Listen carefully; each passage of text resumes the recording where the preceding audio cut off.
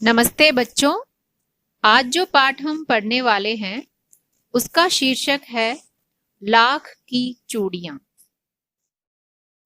इस पाठ के लेखक का नाम है कामता नाथ।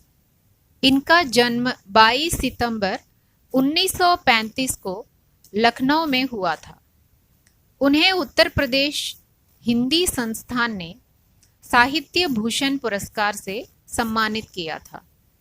उन्होंने अपना पूरा जीवन एक प्रतिबद्ध लेखक के रूप में साहित्य को समर्पित कर दिया था। लाख की चूड़ियां। लाख एक प्रकार का वैक्स होता है जो कैरिना लाका नामक कीट से उत्पादित होने वाली प्राकृतिक राल है। लाख के कीड़े पलास, कुसुम तथा बेर के पेड़ों पर पाले जाते हैं, जिनकी शाखाओं से रस चूसकर भोजन प्राप्त करते हैं। अपनी सुरक्षा के लिए राल का स्त्राव कर कवच बना लेते हैं। यही लाख होता है, जिसे काटी गई टहनियों से खुरच कर निकाला जाता है। अच्छा बच्चों, अब कहानी को ध्यान से सुनिए। लेखक जब छोटे थे तो अपने स्कूल की हर गर्मी की छुट्टियों में ननिहाल मतलब अपने नाना नानी के घर अपने मामा के पास जाया करते थे और 1-1.5 महीना रहकर वापस आ जाते थे। उस गांव में एक बदलू नामक व्यक्ति रहता था, जिसे मामा के गांव का होने के कारण लेखक को उसे बदलू मामा कहना चाहिए था, लेकिन सभी बच्चे उसे बदलू काका कहते थे, इसलिए लेखक भी उसे बदलू काका ही कहते थे। वह पेशे से मनिहार अर्थात चूड़ियां बनाने वाला था। वह लाख की सुंदर सुंदर रंग बिरंगी चूड़ियां बनाता था। वह उसके पूर्वजों का कारोबार था, जिसे वह आगे बढ़ा रहा था। उसकी बनाई चूड़ियां इतनी प्रसिद्ध थी कि उसके गांव के साथ साथ दूसरे गांवों की स्त्रियां भी उससे चूड़ियां लेने आती थी। इस पाठ में लेखक ने यह दर्शाना चाहा है कि आज मशीनी युग बढ़ता जा रहा है।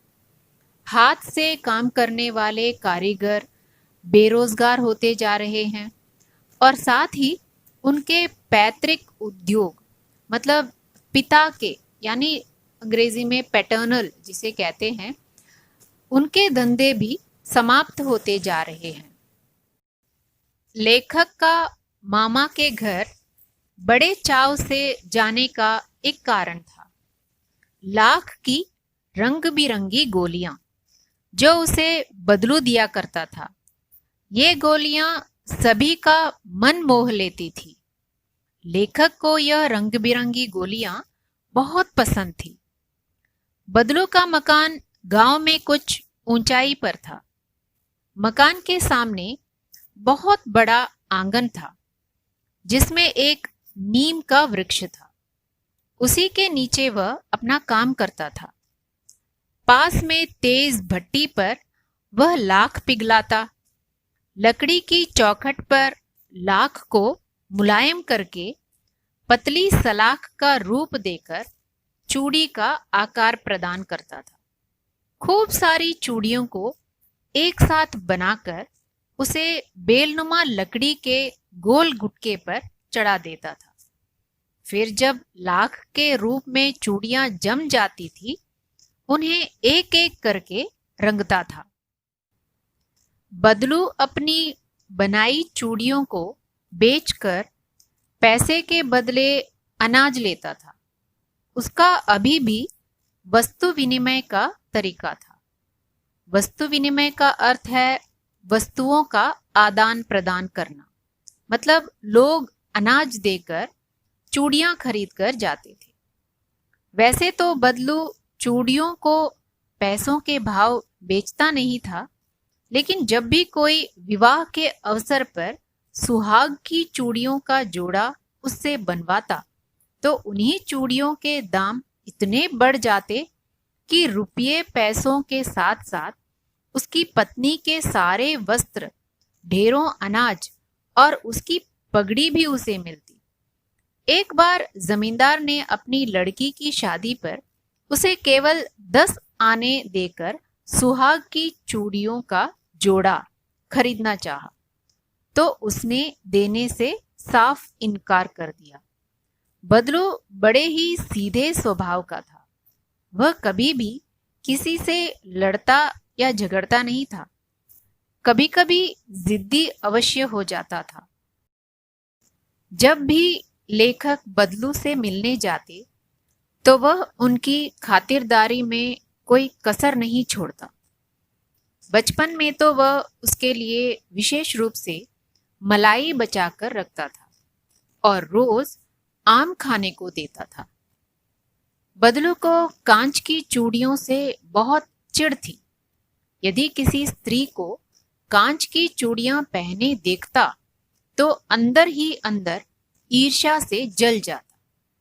कभी कभी तो 2-4 बातें भी सुना देता था। बदलू को शहरी जीवन अधिक पसंद नहीं थी। वह लेखक से शहरी जीवन के बारे में हमेशा बातें करता था। उनकी पढ़ाई व घर के बारे में पूछता था। और जब लेखक अधिक आम खाने से इनकार करते हैं तो वह मजाक उड़ाता कि शहर के लोग अधिक खा नहीं सकते। पिता की बदली दूर शहर में होने के कारण लेखक लंबे समय तक गांव न जा सके। वह लगभग 8-10 वर्ष के बाद गांव गए। अब उनका बदलू से लाख की रंग बिरंगी गोलियां लाने की चाह समाप्त हो चुकी थी। अब उन्हें बदलू का ध्यान ही नहीं आया। लेखक ने यह भी देखा कि गांव की सभी स्त्रियां अब कांच की चूड़ियां पहनने लगी थी। एक दिन अचानक लेखक के मामा की बेटी आंगन में फिसलकर गिर गई। उसके हाथ की कांच की चूड़ी टूटकर उसकी कलाई में घुस गई और खून बहने लगा। लेखक ने उसकी मरहम पट्टी की तो उसे अचानक लाख की चूड़ियां बनाने वाले बदलू काका की याद आ गई। शाम को वह घूमते घूमते बदलू के घर पहुंच गए। बदलू का ठिकाना आज भी वहीं था। आज भी वह उसी नीम के पेड़ के नीचे चारपाई बिछाकर लेटा था। लेखक द्वारा अपना परिचय देने पर ही उसने लेखक को पहचाना। अब बदलू का शरीर दुबला पतला हो चुका था। उसके हाथों और माथे पर नसें उभर आई थी। दमे की तरह खांसी भी उसे आ रही थी। वह बीमार था। लेखक ने जब बदलू से उनके काम के बारे में पूछा तो उसने जवाब दिया कि काम तो कई वर्षों से बंद पड़ा है। अब मेरी बनाई चूड़ियां कोई नहीं पूछता। अब तो गांव-गांव के स्त्रियां भी कांच की चूड़ियां पहनती हैं। फिर जो सुंदरता कांच की चूड़ियों में होती है वह लाख की चूड़ियों में कहाँ? ये शब्द कहते कहते लग रहा था कि काका बहुत दुखी थे, लेकिन यह दुख छिपाए न छिप सका कि लाख की चूड़ियों का कारोबार बंद होने के कारण बदलू काका अंदर ही अंदर टूट चुके थे। बदलू काका ने अपने काम के बंद हो जाने के बारे में लेखक को बताया, तो साथ ही यह भी कहा कि आजकल मशीन का युग है। सभी काम मशीन से होते हैं। यहाँ तक कि खेत भी मशीनों से जोते जाते हैं। मशीनी कांच की चूड़ियां भी लाख की चूड़ियों से अधिक सुंदर होती हैं। बदलू का यह कहना कि मशीन युग ने कितने हाथ काट दिए, लेखक को सोचने पर मजबूर कर देता है, क्योंकि यह सत्य है कि दिन प्रतिदिन बढ़ती मशीनें मनुष्यों का स्थान लेती जा रही है और अधिक संख्या में लोगों के कारोबार बंद हो रहे हैं। अमीर आदमी अधिक अमीर और गरीब आदमी अधिक गरीब होता जा रहा है। जब लेखक की खातिरदारी करते हुए बदलू की बेटी रज्जो ने हथेली में आम लाकर लेखक की ओर बढ़ाए तो लेखक उसकी गोरी गोरी कलाइयों पर लाख की चूड़ियां देखकर ठिठक गए, अर्थात हैरान हो गए, क्योंकि वे बहुत सुंदर लग रही थी। तभी बदलू ने कहा कि यह मेरी बनाई चूड़ियों का अंतिम जोड़ा है। जमींदार की बहन के लिए बनाया था, लेकिन सुहाग के जोड़े के लिए वे सिर्फ 10 आने दे रहे थे, इसलिए मैंने देने से इनकार कर दिया।